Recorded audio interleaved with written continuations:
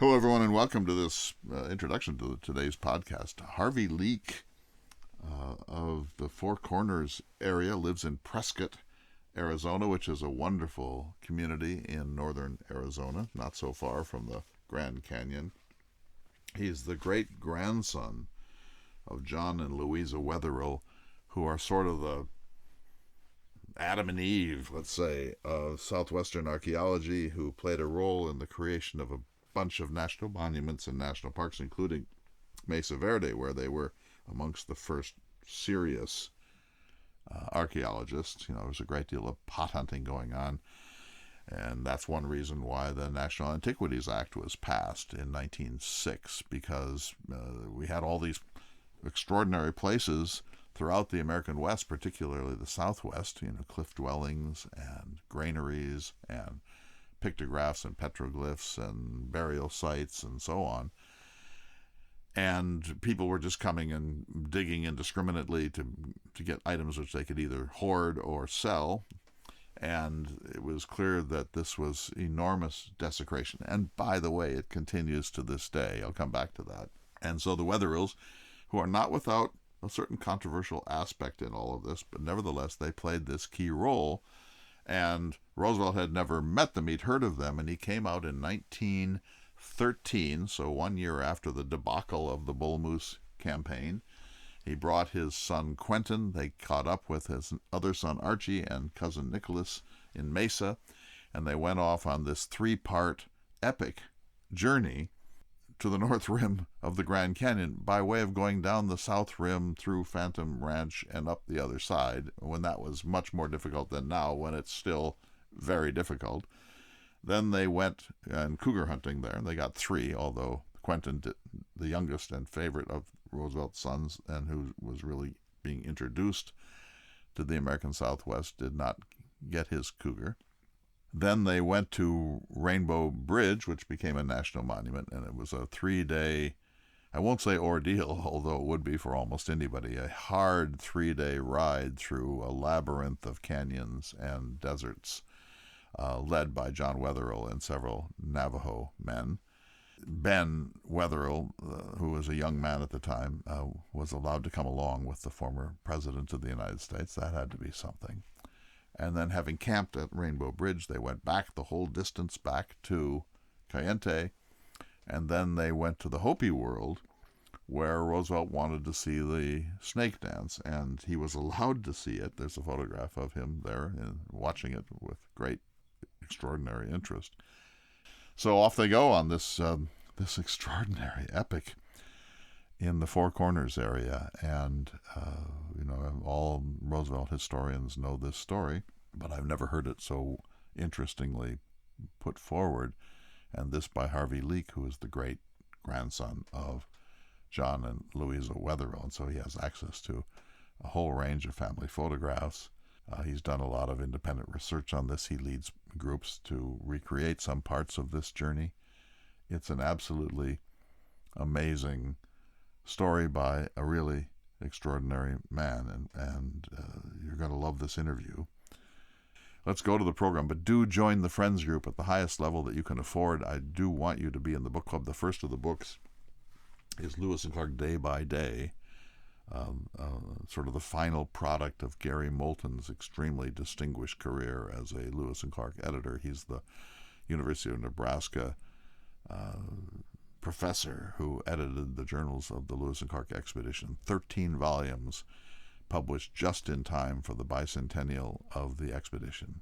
And the last book, I think, that he is going to write is a brief account of every single day of the expedition drawn from the journal, so kind of a paraphrase of the journals in one volume, because obviously most people are not going to read 13 volumes about Lewis and Clark, or anything else for that matter.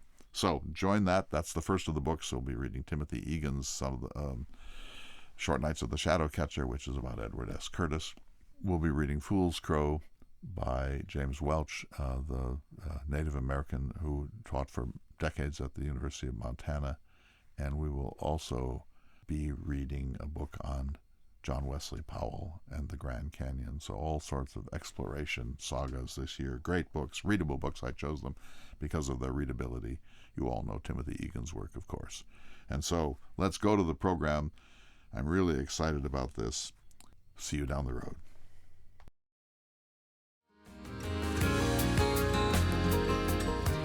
Hello, everyone, and welcome to the special edition of Listening to America. I'm Clay Jenkinson, and sitting across from me virtually is Harvey Leake in Prescott, Arizona, the great-grandson of John and Louisa Wetherill, famous for their archaeological work in the Four Corners area, among other things. And Harvey Leake, speaking from Prescott today, is also the author of Wolf Killer, Wisdom from a 19th Century Navajo Shepherd. So welcome, sir. Thank you, Clay. It's a pleasure to participate in this. So let's do 101 here. The Four Corners is where Utah, New Mexico, Arizona, and Colorado come together in a perfect square.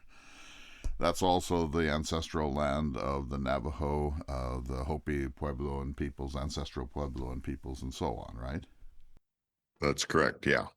And my ancestors, the Wetherills, lived in all those Four Corner states down through their lives. And they played a significant role in the development of what would become Mesa Verde and so on. Virtually all the national parks and monuments that surround the Four Corners, they had some involvement in. And you are an author and yourself an archaeologist, right? I'm just an amateur archaeologist. Right. I like looking at sites. By career, I'm an electrical engineer. This is just a side for me as far as that goes, but I became fascinated by the family story decades ago and began researching it and going out to the places where my great-grandfather used to explore. I've learned a lot about archaeology, but also about history. Indeed, you have. And so just give us a little sense of the Wetherills. Where did they come from? How did they get there? Why are they so important? The Wetherill family came to southwestern Colorado, well, my great-great-grandfather in 1879 because of the silver rush. But before that, he grew up in Chester, Pennsylvania, in a Quaker family. And this Quaker connection has some very significant implications in who the Wetherills were once they got to the Southwest and what they did and their rapport with the Native Americans and interest in the ancient Native Americans. So that's a whole story in itself. But anyway, he came out in 1879. He brought his oldest son out the next year, and then the rest of the family came about a year later. And they homesteaded in Mancos, Colorado, at a place they called the Alamo Ranch. Even as a boy, my great-grandfather was about 14 when he came out west. He noticed some prehistoric remains of a village not far from their ranch and became fascinated. And the family believed that these should be preserved and not just vandalized. But then, long story short, they began going up into Mesa Verde and Mancos Canyon and seeing some cliff dwellings, and same fascination with those that went on for many years. The most notable story was that John's oldest brother, Richard Wetherill, and brother-in-law, Charlie Mason, were out looking for some cattle on top of Mesa Verde in December of 1888 and came upon a view of what's now known as Cliff Palace. And there again, they were impressed by its significance and were concerned with its preservation and other sites. So systematically, they began exploring Mesa Verde. And at that time, for some reason, the American scientists were not too interested in Mesa Verde. But at the same time, word was getting out and artifact collectors were coming around and maybe not being too careful of how they dug through the dwellings. We could tell a whole story about that, but the Wetherills made collections. They tried to exhibit them different places and stir up the public interest. Well, at the time, a lot of people thought that Native Americans were primitive people that were few rungs on the evolutionary ladder below what they called civilized people.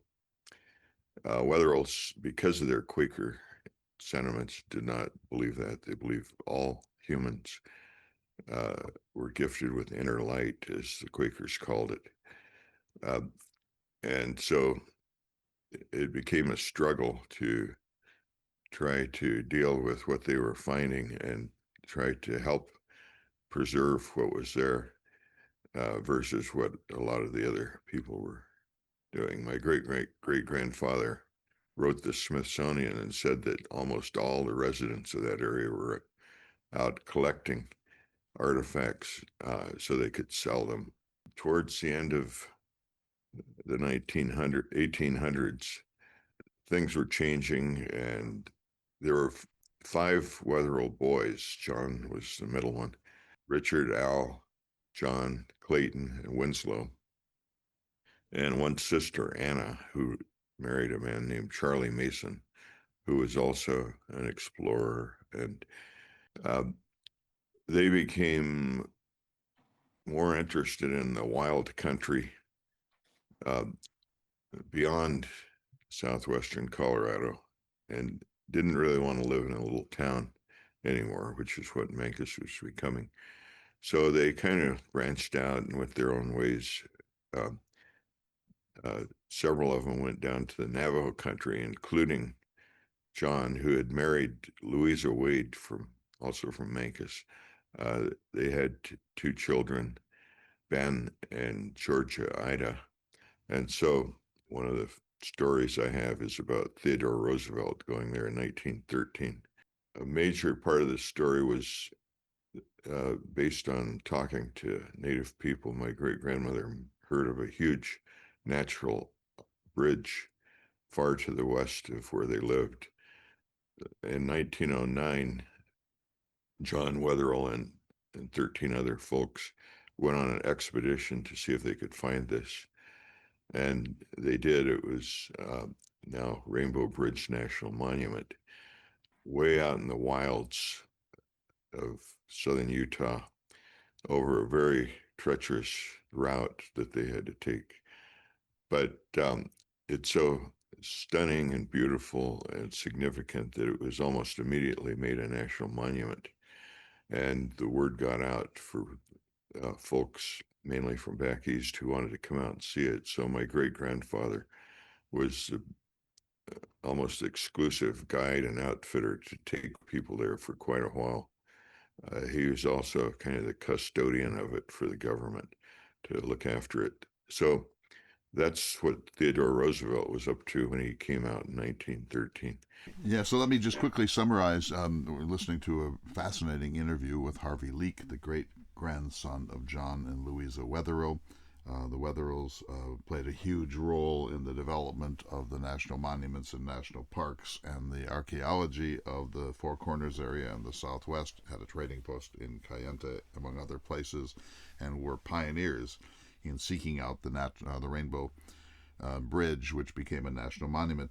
Back to setting up Theodore Roosevelt here, Harvey. So Roosevelt made 5 national parks when he was president of the United States, and one of them was Mesa Verde National Park. And so he's learning. He didn't discover Mesa Verde himself. He's learning from the people who live there, and the Wetherills played a key role in what then became one of the 5 Roosevelt National Parks. That's right. He was, like the Wetherills, concerned with preservation of special areas. He went to Grand Canyon in 1903 and said, keep it as it is. You can't improve on it. And when the Antiquities Act was passed, he utilized that to designate these national monuments, a lot of them which became national parks later. He had heard about Rainbow Bridge from, I think, probably a friend of his who was one of the earlier visitors. We're going to have to take a break here in a minute, so let me interrupt just to say, so Roosevelt is the conservation president. He set aside 230 million acres of the public domain as national park, national monument, national game preserve, national forest, etc. And he always depended upon local experts to feed him this information. He also invented the National Wildlife Refuge System out of whole cloth during his presidency in 1903. And when we come back from our break, I want to hear more about that. But just quickly before we go, you, I believe, professionally have been an electrical engineer, but your great-grandmother and grandfather left a huge cache of incredible materials, that photographs, manuscripts, notes, etc., that you have access to. That's correct. One thing about the Wetherill family, it seemed like they collected things and kept them and preserved them. So we have literally thousands of photographs from their collection, manuscripts. My great-grandmother was concerned about Navajo culture dwindling away because younger people maybe weren't learning from their elders. So she captured a lot of that information, stories, designs of sand paintings, prayers the old timers would use, even a dictionary of Navajo words that were going by the wayside. And so we have her manuscripts of all that material. But very significantly, the story that she recorded of this man, wolf killer, this wise man, telling her how he became the upstanding man he was, based on what he called learning about the path of light from his grandfather. The younger Navajo kids at that time were not learning these stories, so they captured those in a book, and that is now out and available. So she did all that work, interviewing him, learning from him, and now, thanks to you, the book Wolf Killer, Wisdom from a 19th Century Navajo Shepherd is available on all the usual places. We need to take a short break. I'm talking with Harvey Leake, who's in Prescott, Arizona this morning. Fascinating. And we're about to tell the story of Theodore Roosevelt's 1913 journey himself to Rainbow Bridge. We'll be back in just a moment.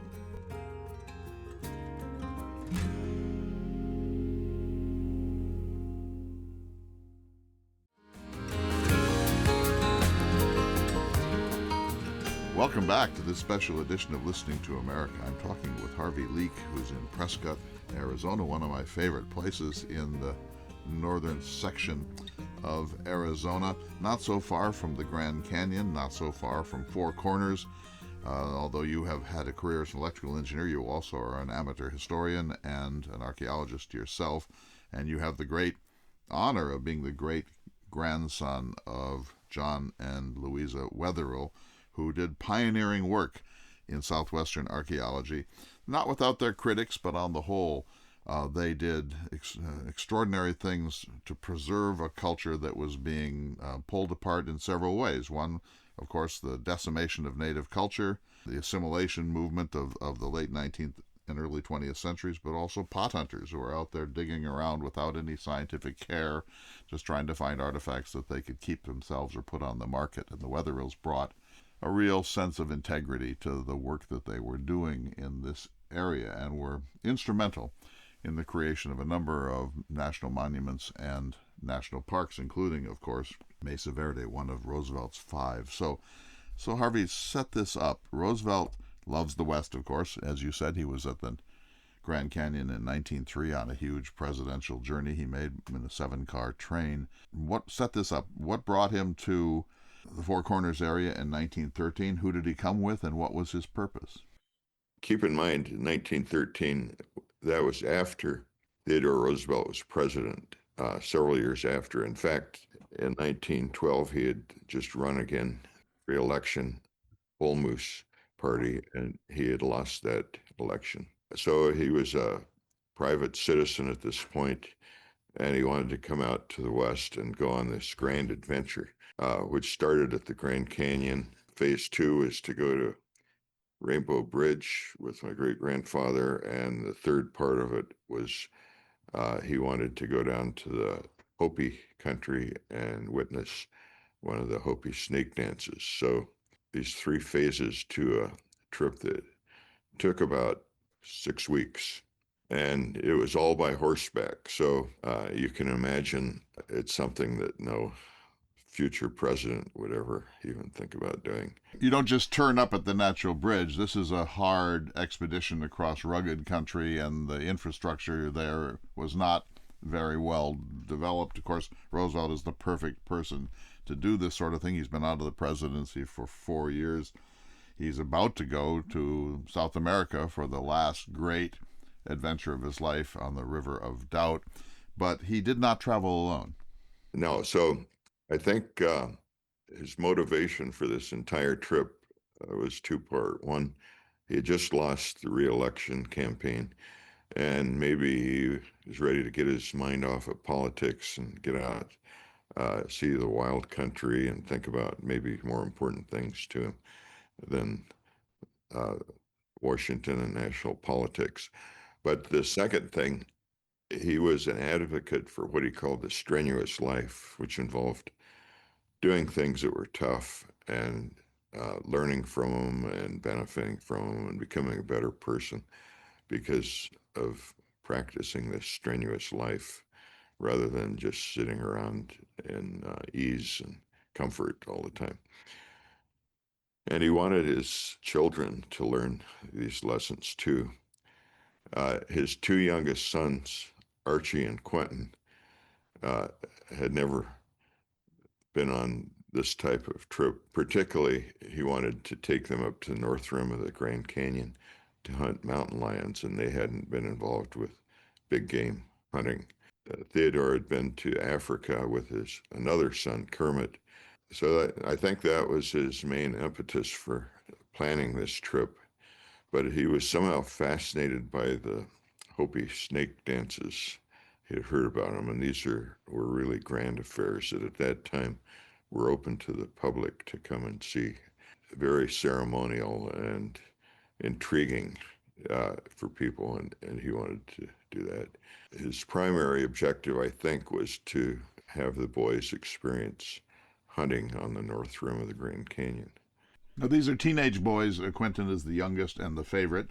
Archie's a little bit older. Also, the cousin Nicholas was with them. So Roosevelt is an old hand at this. He's spent an enormous amount of time on horseback in the West, and as you said, is a nation's leading advocate for the strenuous life. And I think I remember reading that Archie was in a school is it Mesa? And so this also was one reason that Roosevelt was able to come out and collect him there and take them on this journey. That's correct. Archie, he was 19 years old at this time. He had been attending the Evans School in Mesa, Arizona, which was training him in various things, but including outdoor skills, horsemanship, and so on. And their cousin Nicholas, who was 20 years old, was also a student there. And so Archie and Nicholas were both outdoorsmen by this time. Quentin was only 15 years old. He'd grown up in New York and Washington, D.C., and hadn't really had any of these experiences. He'd ridden horses back east, but not over the kind of country that they would be traveling through. So Harvey, just as a historical note here, Quentin will die within 5 years as a pilot in the Great War in World War I. One of the things that broke Theodore Roosevelt's heart. So because nobody knows this at the time, but Archie will live on and serve a long and interesting career. Nicholas too, but Quentin will be dead by the summer of 1918. That's right. And that's kind of part of the story too, that uh, uh, Quentin actually came back out the next year, and my great uncle, who was only a year older than him, the boys went on a bear hunting trip to Colorado. They didn't, of all the participants in the 1913 Grand Canyon cougar hunting trip, Quentin did not bag cougar. And so there was some disappointment in that. So he came out the next year, and he and Ben Wetherill went on a boys hunting trip to Colorado. Quentin dropped out of college and enlisted, went over to France, learned to fly an airplane, and not long after that was shot down and killed. I think he would have been an amazing outdoorsman if he had lived, because Theodore's plan to indoctrinate him in that, give him experiences, I think was very successful. So set it up now. TR comes out with Quentin. They catch up with Nicholas, the cousin, TR's nephew, and his other son Archie, and who takes them in for this great ride to Rainbow Natural Bridge? Well, the Rainbow Bridge portion of it, my great grandfather John Wetherill was their guide and outfitter. But before that, they were going on their cougar hunting trip to the north rim of the Grand Canyon. They arrived by train at the south rim, and they had to do a rim to rim trek across the Grand Canyon. Theodore took Quentin on a little horseback ride on the rim of the Grand Canyon just to get him a little bit conditioned, although it would not.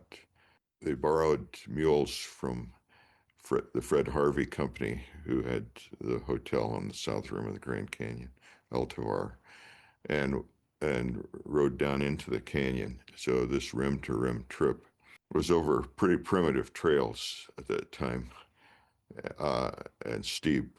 And I think when they got down near the bottom, they actually had to just walk for about half a mile to get down to the Colorado River. And at the bottom of the river, there was no bridge. There was a cable car. Nicholas was a very amazing 20-year-old son, a cousin. His uncle had asked him to set up this trip, and he went on his own expedition prior to this, horseback from Mesa, Arizona, all the way up to the north rim of the Grand Canyon, and even as far as Kanab, Utah, to set up all the logistics for this trip.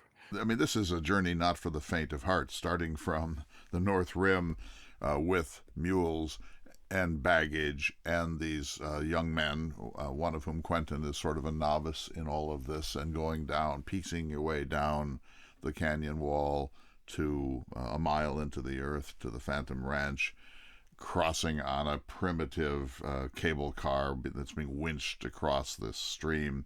That had to be a little dicey in and of itself. And then going all the way up an even more primitive trail to the north rim of the Grand Canyon. It's, as you said earlier, it's impossible to imagine any other president of the United States doing this, except possibly George Washington, of course, who never saw the Four Corners region. But we're talking about a truly amazing human being, Theodore Roosevelt, and he was bent on making sure his sons also were great exemplars of the strenuous life. So just to think of that journey, which people make today, and it's a difficult journey up and down the canyon, think of it then with such heavier equipment and more primitive trails. That's correct. Yeah. I think Quentin particularly must have been very impressed with his strength of his father and the good example that he served. They did hunt for about 2 weeks and shot, I think, 3 lions, Quentin not getting one. And then it was time to head out to Rainbow Bridge country, which was very far to the east. And here again, they're still riding horses. So they get to the top of the North Rim, and now they have to go all the way east to the entrance point to get to Rainbow Bridge. Right, which was near Monument Valley, if you're familiar with that country. Yeah, of course. And so they dropped off what is now called the Kiva Plateau, quite a drop down. And Theodore was kind of intrigued by the desert country. He had never seen anything like that, and used some very colorful rhetoric to express his impressions. They found a cabin that wasn't being used, and they camped there the first night. There were several rattlesnakes around. So this was a whole different wilderness experience for all of them, I think. Anyway, they ended up continuing east to Lee's Ferry, Arizona, where there was a ferry that crossed the Colorado River. This was many miles upriver from this cable car. So that was one other way to get across the river. So just to say, there are very few places where you can actually cross the Colorado canyons, and Lee's Ferry is one of them, and is now the embarkation point for raft and other trips down the Colorado River. Lee's Ferry was a LDS outpost at the time, so Roosevelt comes in there. Before you go on, what are the sources for all of this? What did Theodore Roosevelt write about this? What are your sources for the story you're telling? Theodore Roosevelt wrote 3 magazine articles on this trip in a periodically called Outlook that he was quite involved with down through the years. Hard copies are online. So Harvey, did they have photographs? Was there a camera? The very beneficial aspect of this from a historian's point of view, Nicholas was an excellent photographer and took many photos, and he also kept a journal, quite detailed. So we have uh, his historical documents, and they really add to the story quite a bit. I think John Wetherill also took photos because we have some in his collection that are not in Nicholas's. Fortunately, Nicholas's papers have been preserved there at Syracuse University. He also gave a set of his photographs to Grand Canyon National Park, so they have them in their archive. From Lee's Ferry to K&T was 150 miles by horseback. Some of this trip had been set up by the pioneer trader Lorenzo Hubble, who was a friend of Roosevelt. And so he actually sent 2 wagons out to meet him with supplies and some guides to take him across what Roosevelt called the Navajo Desert. So this was the part of the trip where they began interfacing with Native Americans, Navajos, Paiutes, Hopis, and I think learning a lot from them, and maybe learning that they weren't just primitive people that were lower down on the evolutionary ladder or something like that, but had very intriguing cultures. They went across the Navajo Desert to K&T, my great-grandparents' place, which was south of Monument Valley. It was just a remote outpost riding across the desert and not seeing much except maybe some dwellings of some Navajo. Now, there are no roads to speak of. Of course, there are no motels. There are no restaurants. I mean, we're talking about an exceedingly primitive infrastructure at this time, a howling wilderness for anyone who's white. That's right. And thinking that maybe they weren't even in the right place, but dropping over a hill and seeing these structures where the Wetherills lived. They had one building that was a trading post and one that was their house. Quite rustic looking, as you can imagine, trying to build a place way out in the middle of nowhere, Yeah, with modern building materials. having recently been shot in October 1912 while campaigning for the Bull Moose Party. So this is a very interesting guy who's coming to dinner. That's right. Yeah. Was Roosevelt meeting the Wetherills for the first time? Yes, he had never met him before. So it was Hubble who had helped to set this up, and then he had been told of the Wetherills that they would be ideal guides and so on, and they had a trading post where the Roosevelt and the boys could stop and regroup, etc. And so now he meets John and Louisa Wetherill for the first time. Right, and their 2 children. And it was time to head out to Rainbow Bridge. John Wetherill provided the horses and mules and some of the supplies. There was one other man on the trip from Mesa, Arizona, Cummins. He was a cook, so he was helping the Roosevelt party with camp chores, cooking, and so on. Ben Wetherill, who was 16 years old, any concerns he had about this famous visitor were dispelled when he was chosen to go on the Rainbow Bridge portion of the trip, I think as a companion for young Quentin. And Ben was already an amazing outdoorsman. He spoke the Navajo language like a native. He, of course, used to sleeping on the ground and riding horses and dealing with camp life. So I think he was quite a mentor for Quentin. How old would he have been, Ben, at this time? He was 16 years old, just 1 year older. Now, he would be, what is his relation to you? He's a great uncle? Great uncle. That's right. My grandmother's brother. Did you meet him? No, he passed away before I was born. Actually, my grandmother did too, and my great grandparents, so I didn't meet any of them. But so did Ben leave behind records that you've been able to examine? The only records we have are letters from Quentin to him. He didn't really keep a journal either, but we do have some letters that Quentin wrote to him. What a remarkable journey for a 16-year-old young man to be chosen to accompany not just a president of the United States, but one of the great presidents of the United States, one of the most active outdoorsmen of all public figures in American history, and his two sons and cousin Nicholas, the photographer. And it's just an amazing story. We've got to take a break. Harvey Leake, just so glad to be talking with you. Harvey is in Prescott today. You can't see this because, of course, we're talking about podcast and radio, but behind you are a range of artifacts, including a really beautiful Navajo rug. So when we come back, I want you to tell two stories, the trip to the Rainbow Bridge, and also then, more briefly, if we can, Roosevelt's time observing the Hopi snake dance. You're listening to a very interesting special edition of Listening to America. We'll be back in just a moment.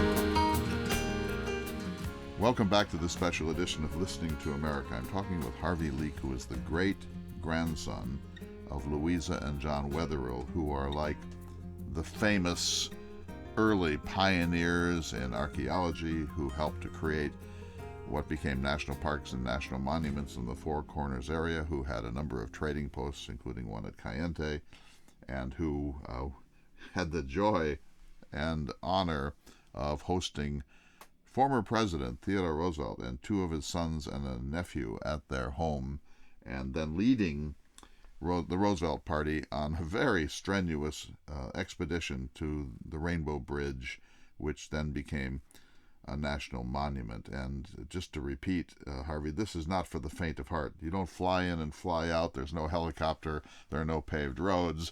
This is really roughing it in the fullest possible way. Easy for Theodore Roosevelt. This was his life. He loved doing this sort of thing. He was about the next year to go off on the River of Doubt in the Amazon and nearly lose his life there.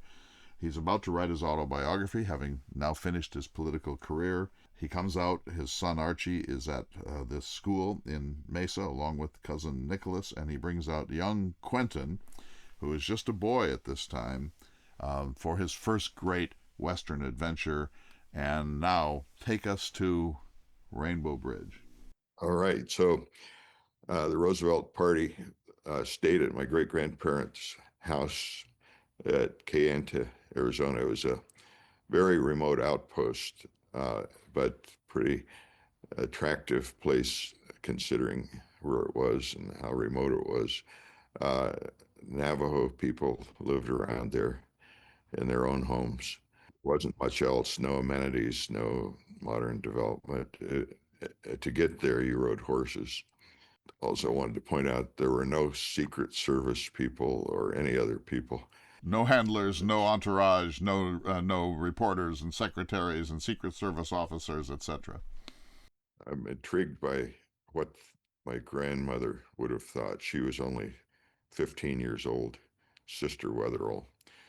And we have quite a collection of Wetherill photographs, including two photos that she took, this little girl, of Theodore Roosevelt. And I kind of picture any misgivings or worries she would have had about this trip. She was the only one in the family who had the nerve to ask Roosevelt to pose for her to take these photos. So I think she learned that she could do that without any risk. He was not But aloof she's in any way. This was not a person who presented himself as the former president of the United States. He just wants to get along with everybody and has a natural ease with all the people he meets.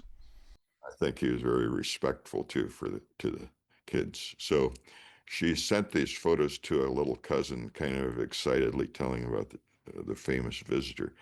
And I like what she said. She said he's just like any other man. So he wasn't uppity at all or anything that you would expect maybe from politicians or famous Right. people. Anyway, they set out for Rainbow Bridge, and by this time they knew when the Hopi snake dance was going to happen, and they knew they were in kind of a tight schedule. So they went fairly quickly. Their route took them to the southwest to Sagi Canyon, which is the location of two of the cliff dwellings of Navajo National Monument. John Wetherill, my great grandfather, and their guide, was the custodian of Navajo National Monument. So his job was to watch over it and take care of it. Uh, he took the Roosevelt party to one of the cliff dwellings, Batatakan. Then they went up canyon a little bit and set up camp. And Theodore was very impressed by the scenery. He said if this something like this was in Europe, it would become a celebrated place. But out here, it was just one canyon among many.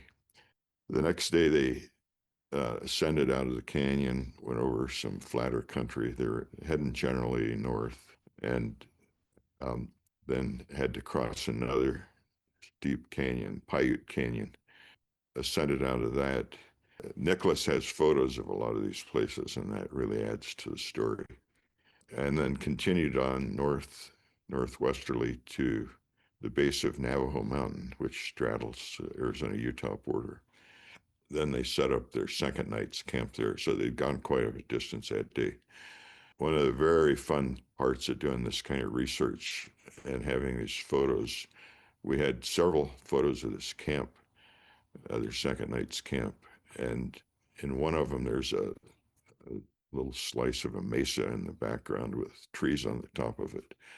Well, looking at satellite photos, images, there's only one mesa that could possibly have been just east of Navajo Mountain. So we were able to go out there and over several trips, identify the exact spot where they camped and take a after photo to match their before photo. Now you're not starting at the south rim of the Grand Canyon, working your way with horses for endless amounts. You've done some trekking yourself, but you have the advantage of the internal combustion engine and a lot of other GPS, satellite imagery, etc. Right. In fact, this campsite is no more than a quarter mile from a modern road. So, uh, so but it is fun and very informative to go to these places. So that the next, because of their tight schedule, the next day they wanted to go all the way to Rainbow Bridge, which most people wouldn't consider going that distance over extremely rough country. You basically circle counterclockwise around Navajo Mountain, and canyons come off the mountain. So it's up and down on the mesas and canyons. There are streams and water supplies along the way, so that's not too big an issue. But very dramatic sections with basically places where you go over what's called slick rock, which is bare sandstone, steep in places where if you go there today, you'd wonder how the horses could get over that. The riders would get off their horses because if there was a slip, you wouldn't want both the horse and the rider to be hurt. But very beautiful country. So modern hikers don't have the advantage of going out into this remote area that's quite scenic and got everybody's attention. There's one narrow ledge that they had to go across, leading the horses, and that always got everybody's attention. So they took photos of it. We have a photo of Theodore leading his horse across that. And since we've been able to use the photos more or less as our maps to rediscover this trail, one thing that's amazing to me is nature made a way to get to Rainbow Bridge. It could very easily could have been sheer cliffs and ways that you just couldn't get there. But there was one way, and of course the Native Americans had been in there before the Anglos and probably worked on some of these trails, but they were still very rough and primitive. Anyway, that slot is the head of Rainbow Bridge Canyon, or at least one of the tributaries. Go in maybe 6 miles down this canyon, it becomes very beautiful, colorful sandstone cliffs and vegetation, running water. Uh, and then eventually, after several miles, go around a turn, and here's this spectacular Rainbow Natural Bridge, this arch that spans a canyon, shaped like a rainbow, very colorful sandstone, very huge, uh, almost mind-boggling place. And so they were all thrilled to see that. Nicholas said he didn't think there was a more beautiful place anywhere in the world than Rainbow Bridge. So, Harvey, a couple of things. So, first of all, how many photographs do you have of the Roosevelt time in the Four Corners area? I think for the overall 1913 trip, including the Grand Canyon and Rainbow Bridge and the Hopi dances, we may have 40 photographs or so. Fantastic. So, John Wetherill knew how to get them there. If he hadn't been with them, if Roosevelt had just been with his two sons and a cousin, could he have gotten to this place? It sounds like it would be impossible for even for Theodore Roosevelt to piece his way through this labyrinth of canyons to get to this place. If you hike along the trail, including the old section of the trail, you would never know where it is. And so John Wetherill had the glory of taking the former president of the United States and his entourage to this remote, magnificent place. That's right. And John considered Roosevelt to be a friend of his after that. He respected him and was very fond of him. So the book, by the way, just for those, I've seen it on Amazon and other places, Wolf Killer Wisdom from a 19th Century Navajo Shepherd, and Louisa did the work on this. It took decades, many decades, for it finally to be published, thanks to you. And now anyone who wants to see the fruits of her ethnographic and careful listening can read that book. And you're saying that it's at least possible that she was encouraged, even inspired by Theodore Roosevelt to do it. That's right. I think she changed Roosevelt's attitude towards Native Americans, but unfortunately, he was not in public service anymore, so that didn't get translated into government policy or anything like that at that time. But so take us to the Hopi in the time we have remaining. Uh, so they had another long horseback journey down to the Hopi mesas. That's a story in itself. They got there, and the Hopis were very hospitable towards Roosevelt's.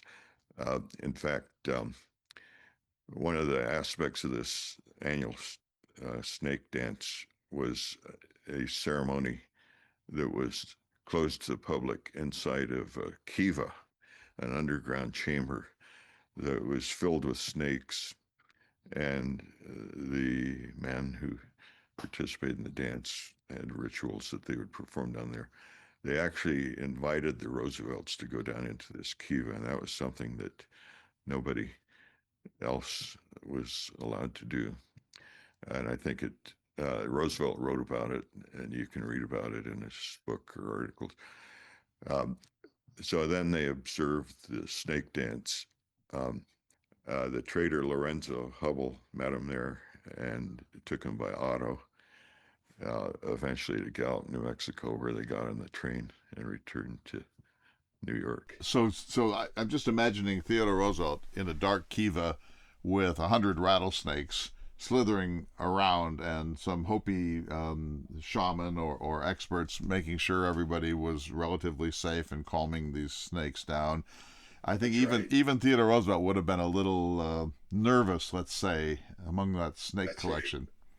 Nicholas wrote an article called When TR Watched a Snake Washing. And I think that gives a flavor for what that would have been like, and maybe a little scary and thrilling. How many days did he spend in this Hopi village? I think it was just a couple of days. The first day was watching the preparations for the dance, and then the dance itself, and then they headed out to Hubbell's trading post and home in Ganado, and then on to the railroad. Now it's time to go home, and so they get to a railhead. Is it Gallup? Gallup, New Mexico. The boys go back to school. Quentin and TR go back to New York. I don't think Archie went back to Mesa, Arizona. I think he He's stayed. done now. Yeah. And Nicholas, I'm not sure, but that might have been the end of their Arizona schooling. But anyway, they were back home and had a lot of memories. So, Harvey, you are in a unique position here. You know, all historians know about this episode in Roosevelt's life. It's in every biography, but it doesn't get a lot of attention because it's only one of the gazillion adventures of Theodore Roosevelt's life. But you have this family connection, which is extremely important, and you have photographs that many of which have never been published. So you have a unique connection to this episode in Roosevelt's life. That's right. Even some of the historians I've talked to on Roosevelt didn't know much about this trip. They knew it took place, but definitely not the details. So I've been able to help them out, and I've talked about it various places. I was at the Theodore Roosevelt Chautauqua up in Medora, North Dakota last summer, and gave a talk and showed some of the photos to some of those folks, including some several people who, I don't think they use the word impersonate, but they dress up like Roosevelt and try to talk like him and so on. So this is kind of educational for folks like that. Have all these photographs been scanned at a high resolution? Fairly high resolution. There was another man I was working with who's since passed away, who had done a lot of work, and he actually had scans of the photos and combined Nicholas's photos with Nicholas's journals to give a whole narrative from his perspective. So you were up in Medora. You saw Joe Wiegand. I've seen photographs of you with him. He's a TR pretender, a friend of mine. You were able to give a lecture there. I'm sure people were enthralled by all of this. So you continue to actively move through the Four Corners area. You still scout out that trip from time to time. Right. I never get tired of going back to Rainbow Bridge myself. Hiking, of course, not riding horses. It's beautiful country and something that you see something new every time you go. And really one of my favorite places on earth. But learning too from all of this. And I think the sense of history really enhances the experience when I go out there. Oh, absolutely. And what a story, really, if you think about it. I mean, just it's easy to say Bill Clinton would never do this, and Barack Obama would never do this, and Donald Trump would never do this, and so on.